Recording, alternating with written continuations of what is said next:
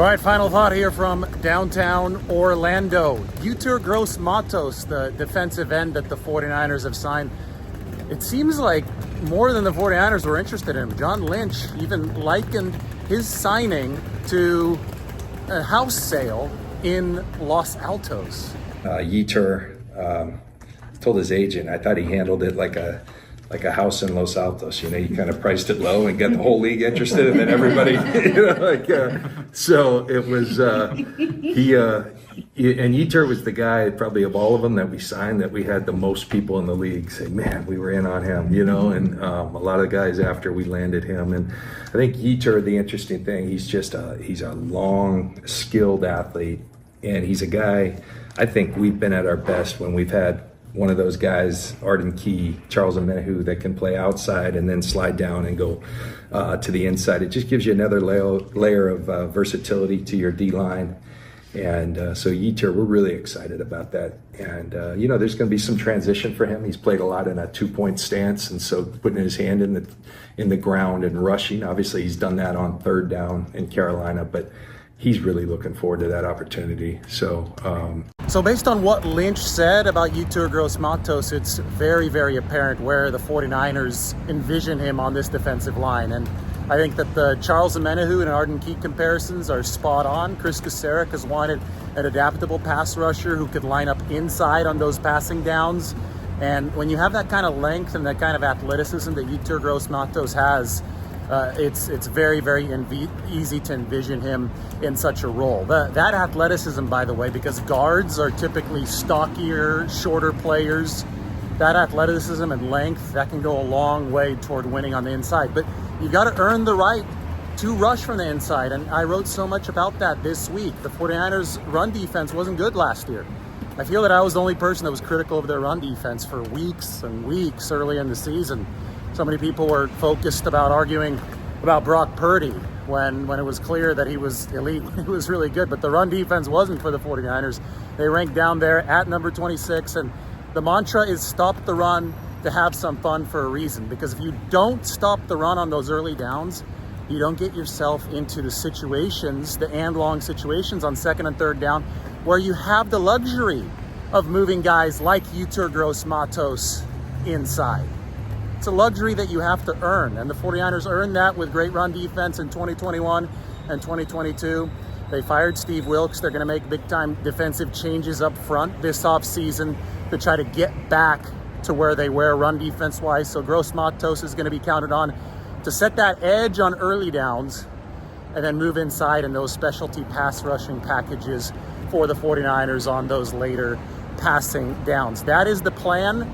The fact that the rest of the league was interested in this guy tells you that the rest of the league, he only had 4.5 sacks as a career high last year. The rest of the league, I think, sees a player who might have been misused with the Carolina Panthers. And it wouldn't be surprising to see misuse on the Carolina Panthers, currently one of the worst franchises in the NFL. But it was a 3-4 in Carolina.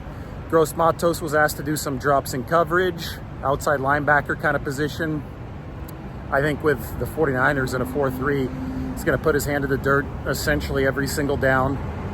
He's a good run stopper. The 49ers like the potential there. They like the strength that he brings with that tall frame. I mean, there's some Armstead-like traits, and Armstead is a guy that they started outside and moving inside on passing downs. He had a big year in 2019 with that kind of idea. So with Yetur Gross-Matos, you take the versatility that the 49ers used with Eric Armstead. You take the versatility that the 49ers really showcased with Charles Omenihu and Arden Key, and you try to do the same things. They've gotten big-time interior pieces, guys that are different body types than before. You talk about these taller guys, and Armstead and Javon Kinlaw were both taller defensive tackles. 49ers now have Malik Collins, they've got Jordan Elliott, they've got beefier defensive tackles, and I think that's also part of the solution to stop the run. So my reporting here from the owners' meetings in Orlando, yes, I did take a look at some really good burgers. I did take a look at downtown Orlando.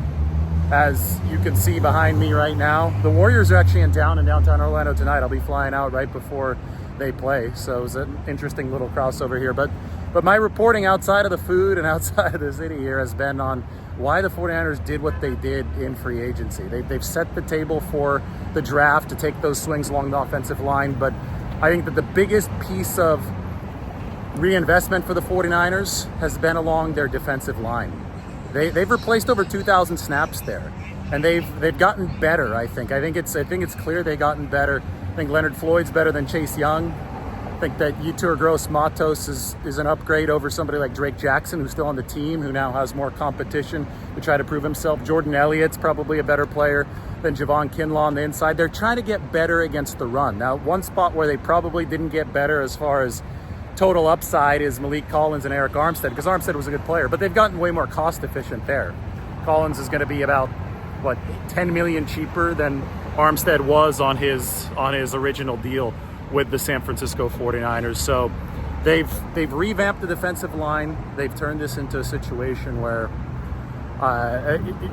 you didn't have the results that you wanted to last year from the front, and now I think you're much more likely with the new look and the new depth up there to have those results. And I think Yetur Gross-Matos, the guy who went like a house sale in Los Altos, who was, the subject of many teams' interest this offseason, I think that he's very representative of the cost efficiency, the depth, and the upward mobility that the 49ers defensive line has. So learned a lot here in Orlando, got way more texture, way more intel on guys like Yetur Gross-Matos. Other piece of this 49ers update, Dre Greenlaw. He's working hard in his recovery.